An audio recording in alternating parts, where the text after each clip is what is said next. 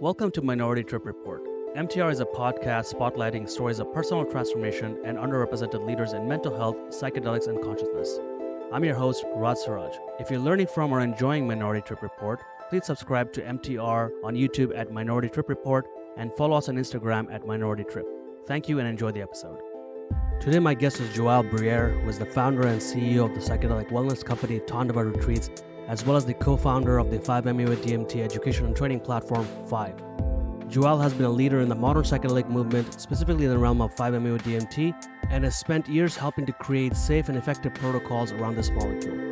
With a passion for preparation and integration, Joel and his team are involved in everything from clinical research and trainings to experiential retreats in Mexico and Jamaica. Joel, thank you so much for being here. Rod, great to be here. So it's a very interesting time for this interview because I myself have gone through my second ever journey with 5-MeO DMT about a week and a half ago, and I'm still integrating. And I'm very keen to hear about your process, your views on what seems like a molecule that is unlike any other psychedelic. It is really a class, a world of its own, and it's shrouded in so much mystery. Given that there's no visions ever, I think Michael Pollan described it as like a Category 5 hurricane in your soul or something, and it certainly felt like this every time. I want to open the interview by talking about 5-MeO DMT, and you have deep experience and knowledge in this. What sets 5-MeO apart, not only as a psychedelic or medicine, but also apart from NDMT, which is what I think most people refer to when they talk about DMT? Correct. Yes, 5-MeO DMT, not to be confused with NN-DMT or DMT. Though chemically very similar, experientially they're worlds apart. Almost no similarities besides a short-acting effect. What separates 5-MeO DMT from all other psychedelics and medicines is that with anything else, whether I'm taking psilocybin, drinking ayahuasca, I'm taking something and then I am going on a journey. I go to different realms or different planes of consciousness. I experience certain things. I may encounter entities or ancestors, etc., receive information, things like this. With 5-MeO DMT, the difference is it's that sense of I, that subjective self that is being targeted and dissolving away. And so there is a quieting and sometimes a full dissolution of that sense of subjective self, where there is no longer a sense of I, there is no longer anything that we can understand, so to say. There's no thinking mind. It is pure, unadulterated consciousness. And that experience is ineffable by nature. It cannot be understood because it can only occur when the mind is offline. So this is the same experience. We can say this is synonymous with what has been considered a mystical or religious experience throughout history, with what the yogis would call samadhi, the Buddhists would call nirvana. In Islam, they call it fitra or fena. Christians and Catholics would call it the beatific vision. There's a word for this in every culture, but it is a deeply profound, deeply moving experience and quite potent. I agree with all of this. And how do you account for, or how do you describe when you said the mind is completely offline? I think with NN-DMT, with visions, you can somehow maybe intellectualize say that, you know what, you're still online because you're seeing what's in your mind. With 5-MeO DMT, in my experience, there is no such thing. You're basically thrown into the absolute darkness, abyss. Even darkness is like too descriptive because it implies that it just feels like there's nothing. You're just tumbling through a vacuum. Yeah, with DMT, the thinking mind does stay present. But yes, with 5-MeO, it's not that it's not visual, it's that it's beyond visual. It's beyond the senses. And so sometimes there can be sensory experience in there, but it is beyond our normal way of interpreting sensory input. So I like to sometimes think of it as our sensory dial getting turned all the way up to 12. It can be an overload of types where some people experience it as a brilliant, blinding white light and dissolve away and are lost into that light. Some people, a perfect darkness, the proverbial void, the hollow, fertile womb from which creation can emerge. Why work with 5-MeO DMT versus all the other psychedelics? What about it made called to you? So what about it called to me was, I've been a lifelong seeker of, whether we want to say consciousness, the roots of existence, the meaning of life has always been at the top of my list of interests, we can say. And my main pursuits were through the yogic lens, yoga, meditation, etc. Upon having my first full experience with this, it was very familiar. I'd had my first, what can be called a samadhi experience living in India, living in an ashram back in, this was either 2000 or 2011. And it was a pretty terrifying experience for me then. If Mm. you read the Bhagavad Gita, when Krishna reveals his true nature to Arjuna, it's a terrifying and yet brilliant moment. And yeah, this time revisiting it, but in a very well held container and feeling very safe to do it was everything coming out of it. And what so many people, the first thought that comes to so many people coming back is, oh my goodness, if everyone in the world got to have this experience, there would be no war. Because we as human beings, we naturally suffer from feeling separate than for feeling unworthy or disconnected. And what better a medicine for the world in as separated a state as we are in today than something that allows us in a very true and visceral way to experience our own wholeness and how connected we really are to everything. You've had multiple transformations in your life. You've gone through quite the journey. And again, when we first started our call, you were just describing the things you've done, things you've gone through, how you grew up. I just think it's fascinating and it's wild. So I'd love to hear a little bit about it for our audience to hear about it. How did you grow up? Where did you find yourself as you were growing up? You got into a lot of trouble in the conventional sense. Tell us a little bit about what that was like and then how you managed to pull yourself out of that. So I was born in Washington, D.C. in the early 80s. And when the crack epidemic hit, D.C. got hit hard. We were murder capital of the world for a while in the early 90s until the Rwandan massacre. And I, on one hand, had a beautiful upbringing. My parents are very lovely people. And I was lucky enough to be introduced to spirituality at an early age, taught to meditate as a kid, got to go to my first Temescal sweat lodges when I was very young, got to have a lot of experience. But for some reason, part of me was drawn towards altered states of consciousness, drawn towards the underground in a lot of different ways, and started to get into drugs pretty heavy as an early teenager. And also simultaneously, right around when my father left, when I was maybe 13 years old. And I subconsciously created father figures out of older drug dealers in the area and found myself very quickly involved in some pretty deep stuff. And there was a part of me, like I said, that was just very drawn to it. Something about me wanted to get as deep as I could into the criminal underworld. Moved from dealing drugs, got into selling guns, being involved in gang activity, saw some nasty stuff, but considering was very fortunate. Pretty much all of my friends that I came up with are either dead or in jail now still, or just never really made it out. And growing up between DC and Northern Virginia, moved out of the city when I was a kid, about 15, 20 minutes outside, and just going around there. But there was something about psychedelics that stood out special to me. I was a huge psychonaut during all of this too. And I was experimenting with very high doses of LSD, over 2000 Holy, that's a micrograms, lot. very Holy regularly. shit. Yeah, yeah. I think the most I did was 22. I did 22 tabs one time, and it was awful. It was an absolutely awful experience. I had so many just terrifying experiences back then and didn't really know much about set and setting and intention and everything.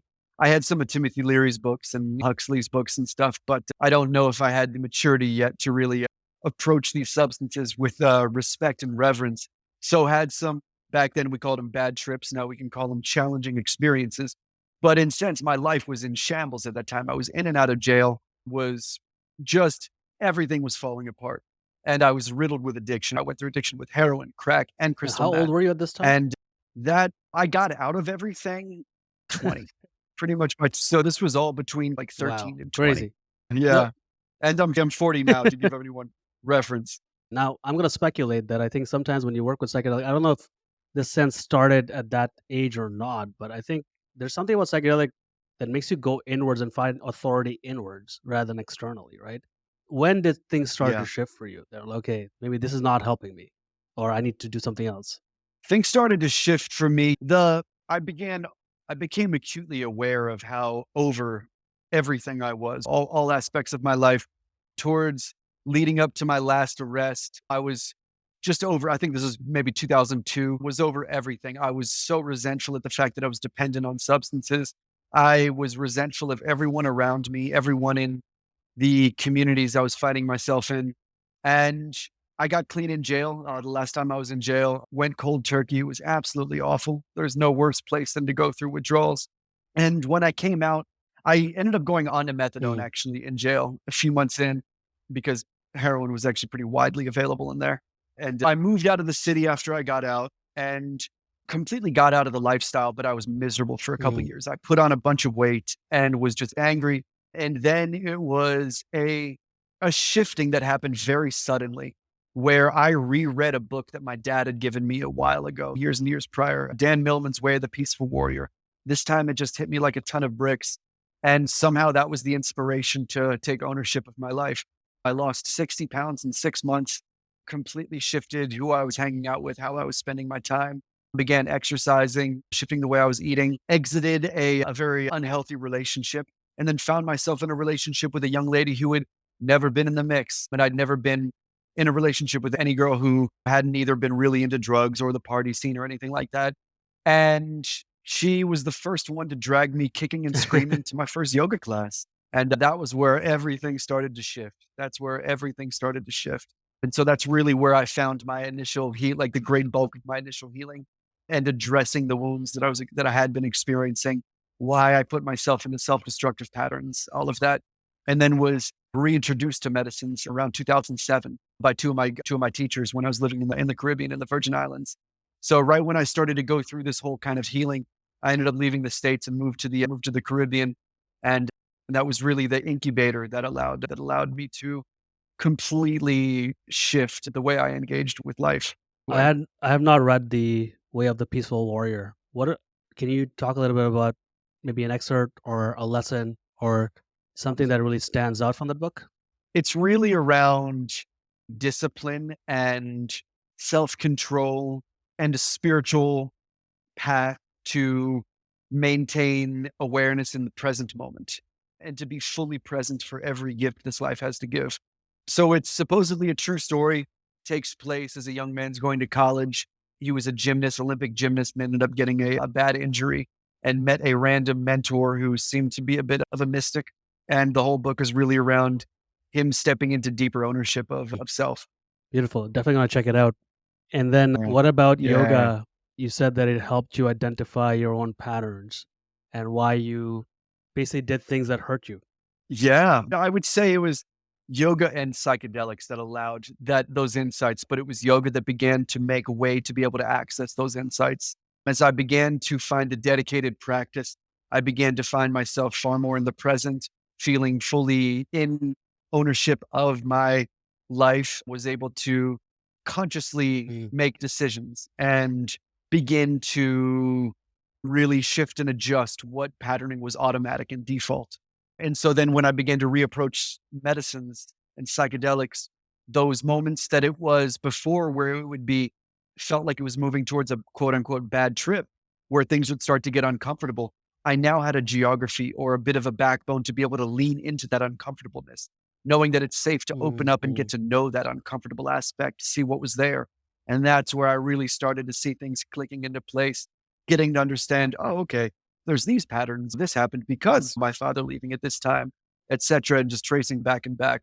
But like I said, I was really into psychedelics beforehand, but I wouldn't say that I gained much insight or understanding beyond deep Mm. esoteric interest until I approached them with some sort of geography, some sort of framework to be able to navigate what was coming up and what I was experiencing. I'm curious, you also have Haitian heritage. I read this book, I forget the entire title, but basically they talked about how sugar was the first real global commodity, right? And basically it's what catapulted slavery and how the West African slaves were Yeah. taken all over South America and then Hispaniola, right? What is now Dominican Republic and Haiti. And Mhm. Haiti was the first country in the modern world to be liberated by former slaves. Much like that scene from fuck, why am I forgetting that show now?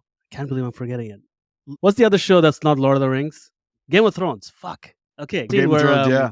Daenerys goes and liberates these islands of slaves, and at one point I was like, this is pretty much based on Haiti. This is exactly what happened. It's an Mm. interesting area for me because unfortunately, looking at many of the countries in the global south now, again, former glorious places, right?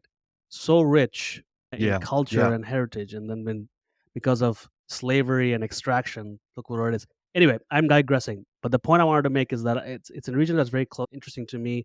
How do you identify? Do you feel like Haitian you carry your Haitian heritage really strongly? Is there an influence? How do you work through that, especially in that time of your life? The multi-layered question, and I appreciate it. First, one of the things, as you can see, I'm very light skinned for being half black. I can Mhm, pass as many different ethnicities.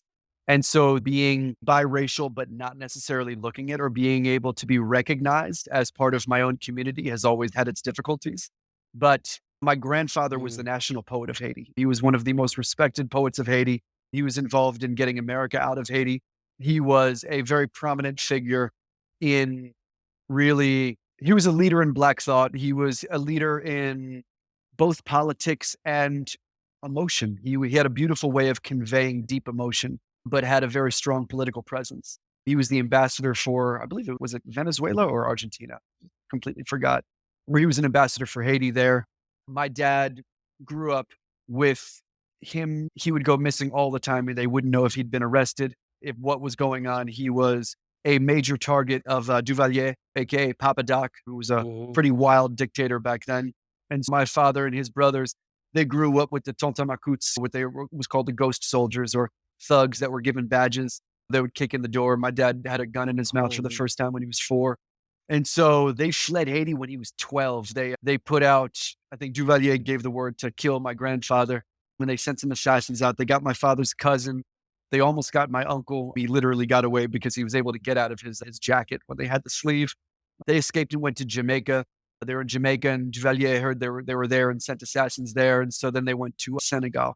And so then my dad mhm, grew up in West Africa for his from teenage through to early adulthood, and grew up in Dakar, the city there. And obviously, I've noticed that all Haitians carry their trauma in different ways. And my dad was a combination of suppression and covering with mhm, humor. And so it wasn't that he wouldn't talk about any of it, but there was areas that he didn't go there that often. He didn't teach us how to speak Creole, which is one of my biggest, I would say, my biggest regret for him is there's few things that suck more than living in Miami and mhm, not being able to speak Creole when there's Haitians everywhere. I lived in Miami only for a few years, but yeah, that was a bit annoying. There I feel and have a deep connection to Haiti, and I feel my ancestry within me. And at the same time, it is coupled with an insecurity around my appearance and around my lack of linguistic understanding there. And so I would say it's a bit of a mixed bag for me. It's something that I'm deeply feeling called to exploring deeper. I only got to meet my grandfather once, and he died in 92, I believe. But I've been to Haiti once or twice very quickly, very quickly. She was staying in the DR and getting over there, but depending on what time it is, my name's a bit, it can be political. And so mhm. there can be a bit of a risk there. But it's something that I've really been feeling called lately to explore deeper, go and meet more of my family there, go and really get to know more of my ancestral roots because I don't feel that they were shared, passed down as much as they could have been. Not due to anyone's fault, but just due to turbulence of the times and how my father grew up. But I would say I feel that there is that revolutionary aspect that I've always felt. And one of my other passions is writing, particularly poetry. And so I've written poetry Mhm. for essentially my whole life. I think that's certainly a lot of people in the diaspora, including myself. You grew up. There's a word for it. I don't know if it resonates with you, but third culture kid, right? Where you were born and where you grew up is not where you live, and so you just have this sort of layered, Yeah. textured identity that maybe in time it could feel beautiful, but it could feel really chaotic and confusing, especially as Mhm. young men. I think because society says that we can only channel our Yeah. feelings in one way, which is anger or productivity. You can't. You're not allowed to be Mhm. sad. Yeah. So I think being in the middle also, I think there's a strength if you can come to that, which is you carry different worlds with you, right? And you can be a Exactly. bridge in ways that a lot of other people cannot be because they're too immersed in one thing or in one identity. So I appreciate you sharing that story. I think that's really inspiring. Yeah. Do you have a poem? Have you read your grandfather's poems? I've read some of them. They're all in French, of course, but they're beautiful. I want to come back to how you were growing up, and I think I want to touch on how you caught the entrepreneurial bug later on. Obviously, near the end of the interview, I'm going to talk about what it is you do Mhm. now. But somewhere in the sort of self exploration, I think you started your first company or your first yoga company. I think. Why were you Yeah. called to that? Not everybody ends up being an entrepreneur, but why did you feel like you have to start something? That was a calling that goes back even earlier. I think it was in my late teen, or I think it was in my very early 20s. My vision was to open up a cafe called, I think it was called the Cosmic Lounge or something, but it was a hub for people to come and connect, to share wisdom, to deeper engage in the human experience on a more meaningful level. And, then as I really got into yoga, that became a yoga studio, but pretty quickly, a retreat center was the vision. But yoga studio is how it first And manifested. this is in Australia, And, right? it is in Australia. I moved there from India in 2011. It was funny getting to know business or any of this hardly even crossed my mind then. It was just mission. It just felt that it was a drive and a mission. And so got to experience it there. And then really going forward, the vision just stayed as a retreat center, but just things hadn't clicked into place yet. And it wasn't until I think maybe 2016 when I started to really hone in and start to move towards opening a full-time retreat center. Because around 2006, I started holding retreats in 2011, years Set the later. stage for what you're doing now in some ways, right? Exactly. I want to pivot Exactly. to talking about psychedelics or transformational experiences for a second. I'm keen in all the Mhm. work that you've done. Is there any one particular transformational experience with or without psychedelic that you remember that you go back to as a reference point? Yeah. My first, what we can call a full release with 5-MeO DMT. As many, that was, I would say, the most meaningful, impactful experience of my life. And yeah, the feeling of being absolutely held by infinite consciousness in the most loving way. The feeling of everything being so perfect in every way, in all of the imperfections, being able to see the grand scheme behind all of the mechanisms, being able to witness and experience the mystery of life was the most satiating and comforting and inspiring event of my life. When you said a sort of a full release, what does that mean? I think I know what you mean, given that I know I've had my very spectacularly full Yeah. release, but what is it to you? Full release was the term we use for where with DMT, you would say a breakthrough. It's the shifting. There's a lot of different layers to Mm. the 5-MeO experience. And sometimes when we've surrendered completely or let go completely, full release just makes sense. It's literally feels that every part of our mind that is attaching to the past or the future, every wound, every automatic patterning, every survival mechanism, everything is released. The Sanskrit word moksha really resonates Mm. here to extinguish. It is that it is that temporary full cessation of the chaotic experience of humanity. And it is that release to which I speak of. I had a full-on physiological experience, and even though once Mm, I'm out of it, I can definitely relate to what you're saying. In the moment, it's interesting, right? On one hand, I see I am the person having the experience, this full-on physiological experience, like a fish out of water. And then there's another one that is mm, very aware and is present and watching the other part have this experience. I'm the seeing self and the experiencing self. It's a very bizarre thing to yeah. experience because the experiencing self was terrified. It was a terrifying experience, absolutely terrifying. And then physiologically, not having any control over my body, twitching. I feel like things were breaking and Mm, not physically hurting, but yeah. emotionally hurting and grunting, things like that. Right? It's a, and when most people hear about it, what the fuck would I want to do this?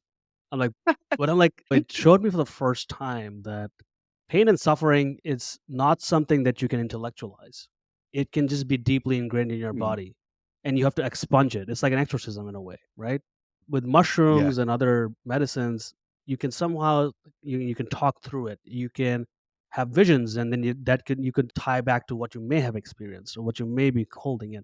5-MeO is not like that. It just like shoots you through a cannon and it breaks you open whether you like it or not. Yeah, I think it's a very powerful thing. Speaking of 5-MeO and DMT, I want to ask you, as again an entrepreneur who is deeply in the both the work of 5-MeO and also the business of retreats, what is your feeling around the ethical debate around 5-MeO and DMT? And I think for most people who don't know, 5-MeO and DMT in the natural world is commonly known as the most powerful psychedelic in nature, and it's and I the source of it, I think Hamilton Morris had a documentary about who first figured out that, "Hey, here's a toad, I'm gonna lick it," right? But not like it. Don't lick the toad. But the idea that this sort of like Do this not. extremely powerful psychedelic, it comes from the secretions of the bufo alvarius, and it's on one hand an incredible mystery. It's like why? On the other hand, as with everything else, that humanity, like this sort of constant tension of commodification, people are now milking this toad to death. Very metabolically heavy for the animal. Mhm. Yes, you can squeeze it once, but if you keep squeezing it, milking it, it will eventually die. I'm curious about your thoughts about synthetic versus organic 5-MeO-DMT, and how do you approach this topic? We are strong proponents of synthetic 5-MeO-DMT for many reasons. One, of course, there is the sustainability aspect. There is not enough. This is a toad that's in one small part of the world and only comes above ground for a few months every year. There is not enough toad secretion to supply the world. The toads don't need that. I think there is an automatic tendency to go towards that because it's what most people think is the source of 5-MeO-DMT. But funny enough, synthetic 5-MeO was actually being smoked Mm. before bufo was being smoked. Bufo secretion just started getting smoked in the early 80s. Synthetic 5-MeO-DMT was already being explored by people like Dr. Ralph Metzger. Stanislav Grof had experienced it. We didn't come to find out about 5-MeO because of a natural source. We came to find out about 5-MeO through, I would say, a bit more Mm. chemical psychedelic pioneering.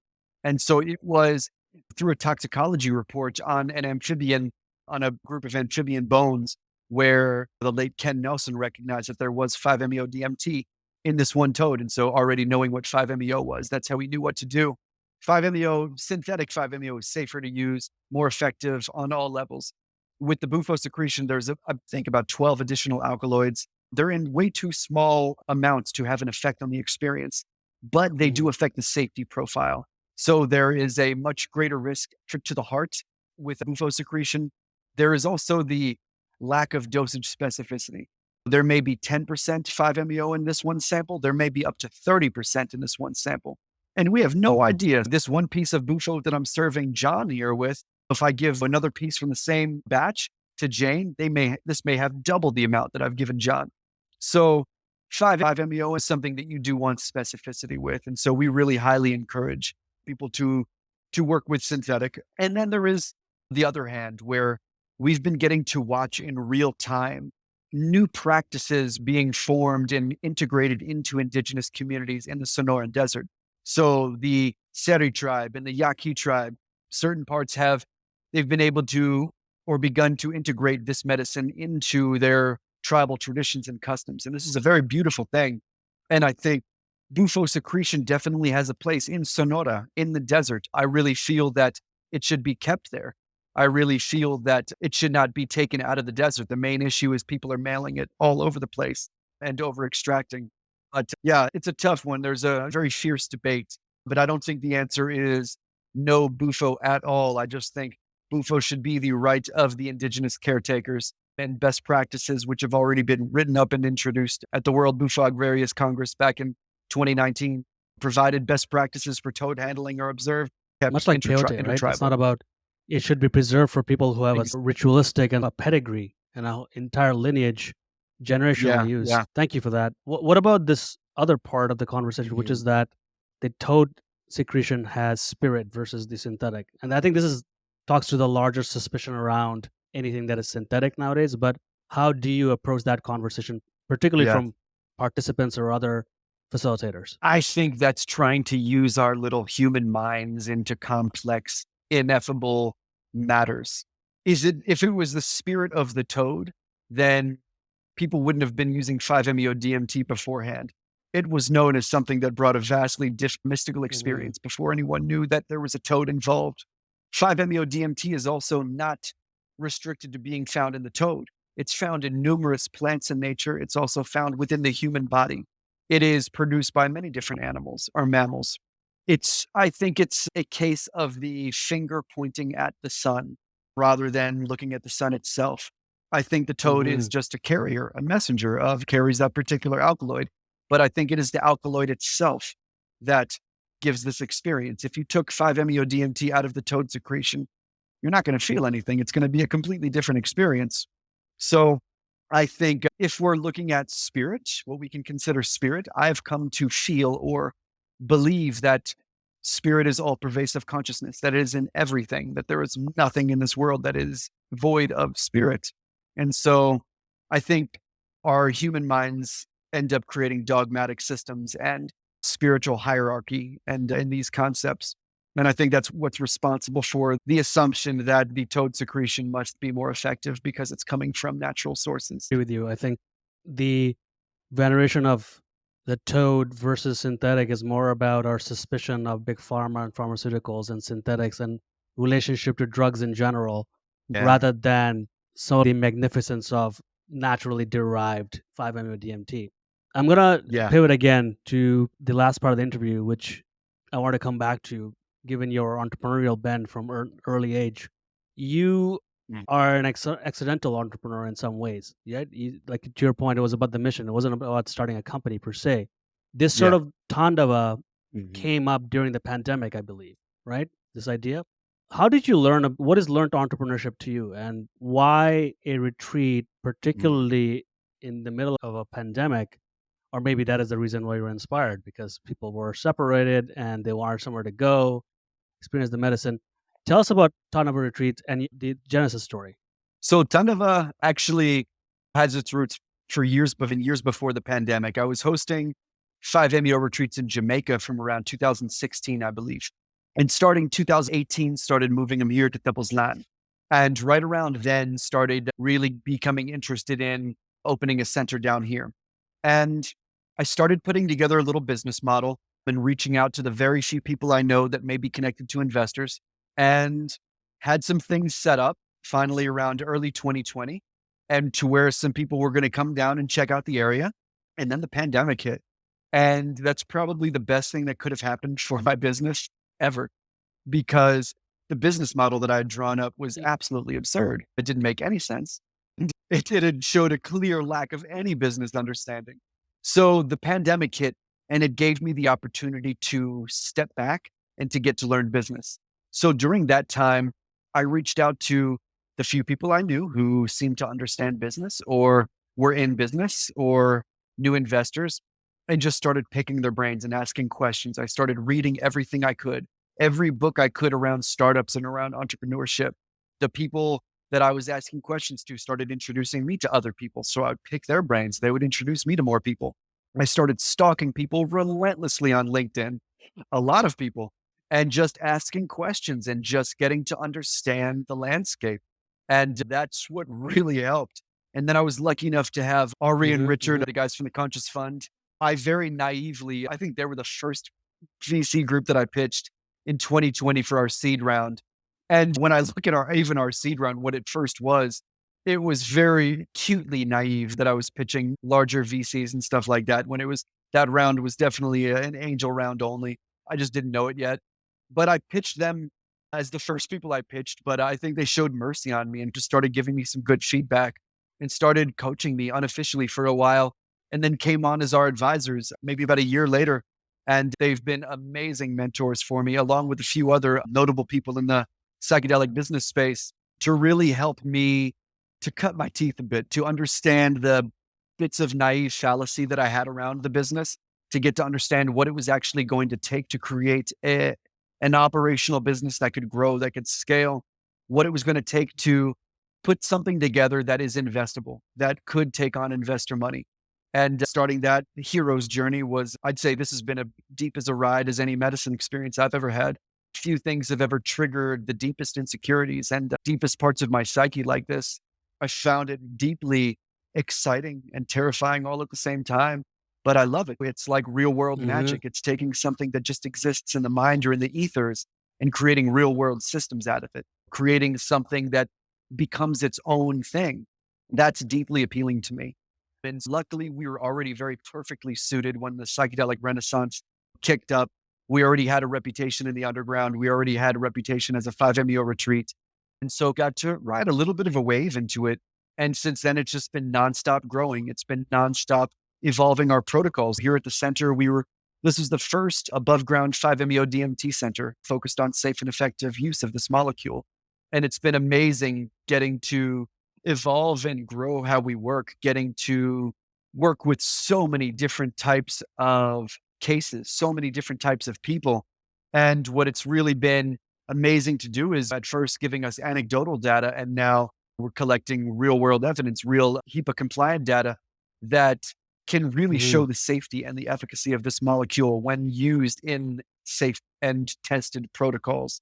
So it's really given us an opportunity to grow in real time and to really get to apply everything we've been learning to a population that is our demographic are people who are deeply suffering most often and really working through some heavy stuff. And it's been wonderful to be able to present a safe place for them to come and unfold into what they're experiencing and to really have a safe place to stretch out and to get to know their own patterning and to get to shift their life into something desirable, something more in line with how they feel and would like to experience this Amazing. life. I'm curious, from perspective of a retreat business stands out. There's lots of retreats. What in your mind as a business Mhm. sets apart a good retreat business versus a bad retreat business? Experience is going to be the first thing.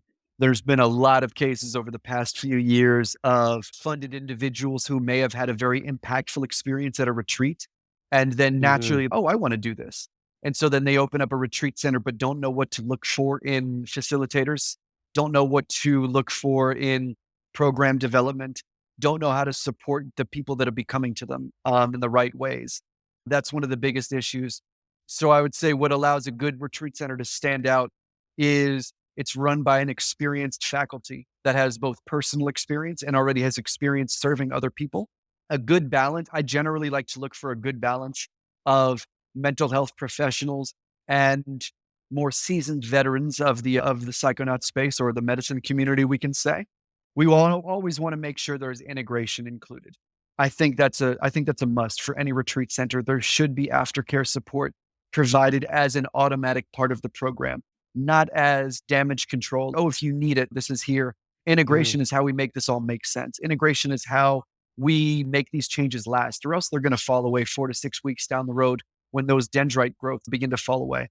But integration and a looking at it as a process and a container is what's needed from retreat centers to really be effective. And then, of course, where are they engaging with in reciprocity in the area where they are doing business? Are they working with locals? Are they honoring the surrounding community? Most retreat centers are opened by expats who are moving down to Costa Rica Hmm. or in my case, Mexico. And so I think it's a very big duty of retreat center owners to both give back to the community that nurtures the center. We benefit from the specific laws in Mexico. And so it's our duty to really help and support and pollinate the local area. It's also the duty of any retreat center that is working with indigenous medicines and ancestral medicines to hold the highest integrity and make sure that they are paying their retreat leaders, make sure that they are paying the curanderos or healers what they are worth and in numbers that are relevant to what they're actually charging.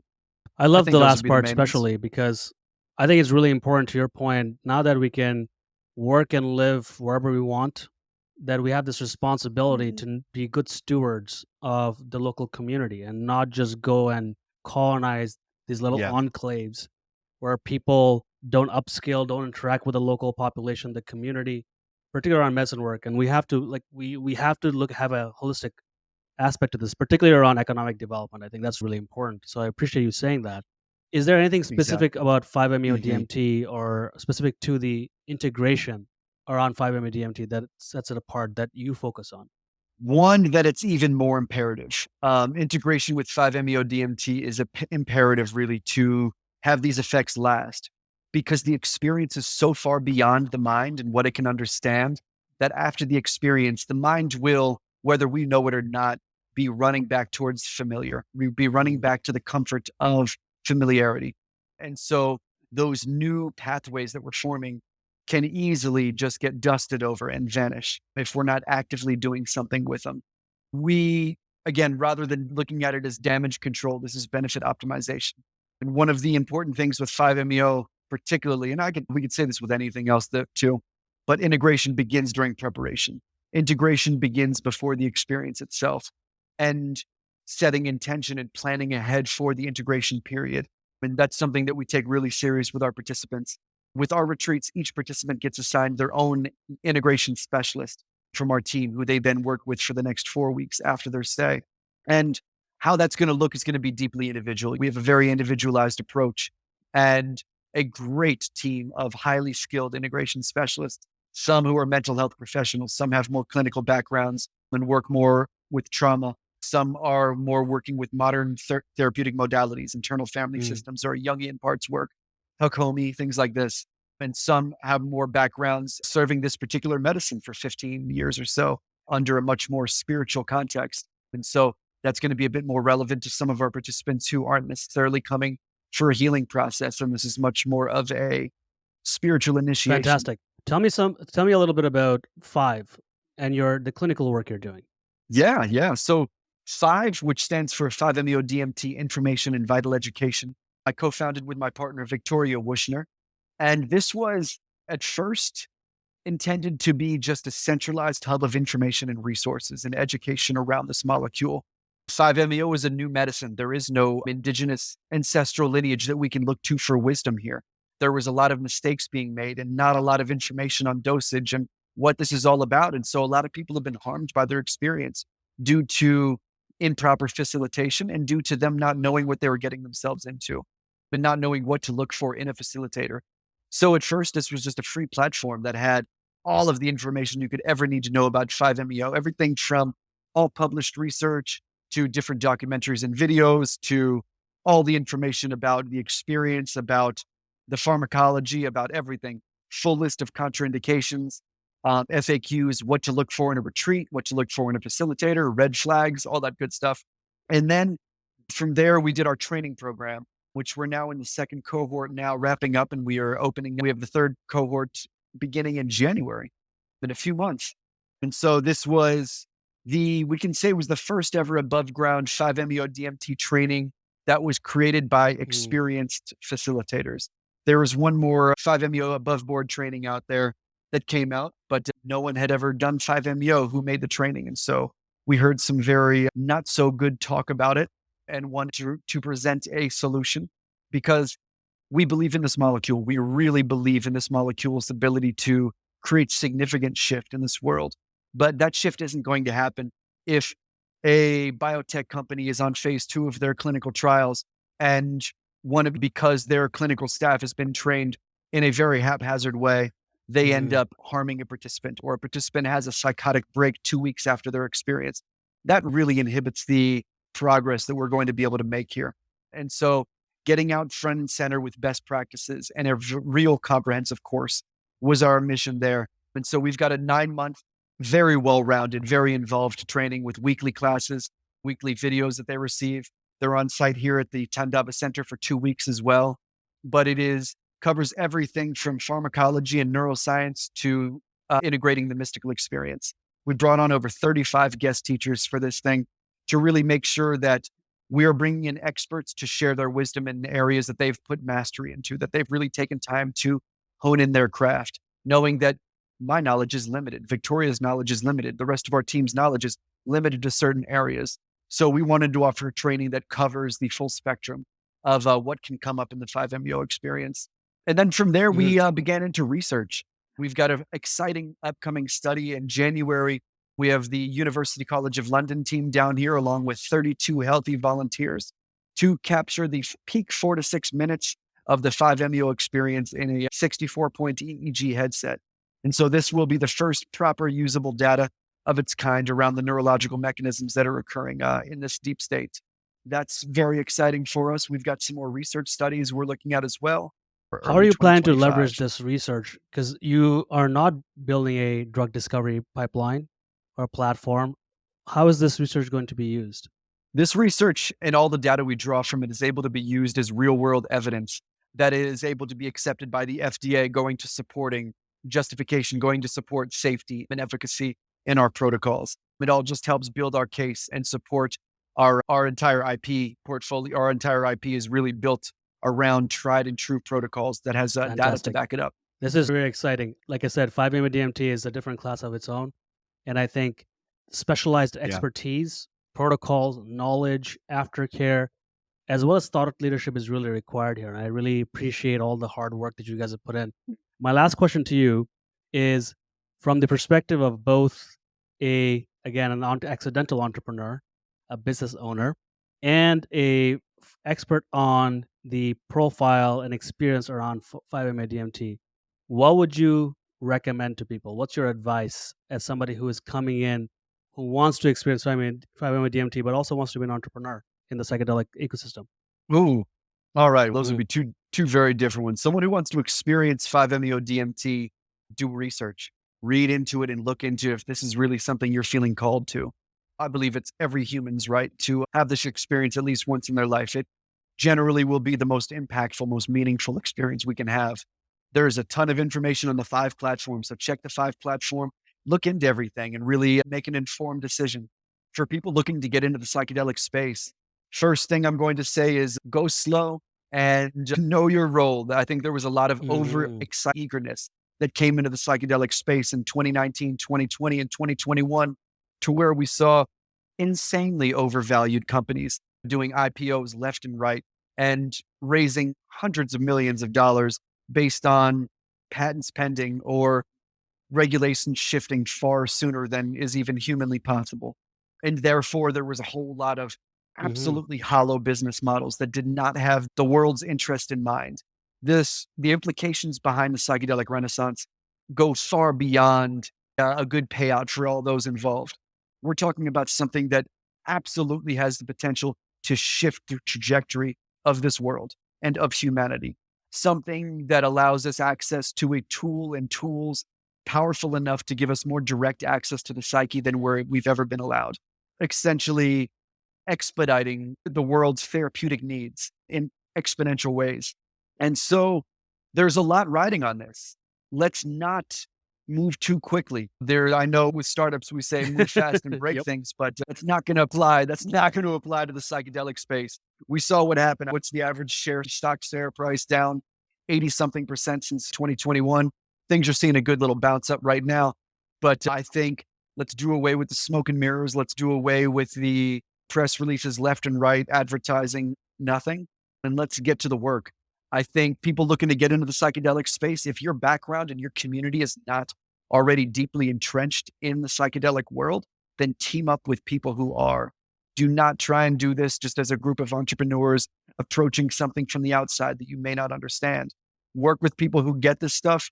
That's the way this model can succeed because people who have spent a lot of time around these medicines, we understand how they are responded to. We understand all the nuances that are needed to allow them to be effective and what goes into helping shift people's minds around the stigma of this. So I would say experience is an intrinsic and necessary part to this whole equation. And then again, remembering that there's people behind this, remembering that there's people on the other side of all of this. So sustainable, integral business models that are, of course, meant to thrive, meant to flourish, meant to scale, but are also meant to create change. Let's have a real impact here. Let's not just go for a quick payout and say Beautifully, bye. beautifully said. I couldn't agree with you more. This element around knowing your role, that is super important. I speak with people all the time who might have had their Mhm. first experience and feel very strongly, and that's something that sets apart this space quite a lot, which is the amount of conviction. But with that also Yeah. comes you have to have a pedigree. You have to do your time. You have to learn and help out without maybe an expectation of a payout. Because you know what, this space was always built by people who cared first. And in the process, if you build a really resilient Yeah. Yeah. business, great. But it's also about caring first. So Joel, thank you again so much. This is fantastic. Really appreciate your time and all your wisdom and knowledge, and I wish you all the best. Likewise. Thank you so much. Thanks again for having me on. It was great to chat. This podcast was brought to life with the help of Carolyn Tripp on art and design. Thanks so much for listening to Minority Trip Report. If you're learning from or enjoying the podcast, please subscribe to MTR on YouTube at Minority Trip Report and follow us on Instagram at Minority Trip. It's a zero-cost way to support us and help us spread the word. Please also sign up with your email for new episode announcements, events, as well as our forthcoming newsletter. I'm your host, Raj Suraj. See you next time.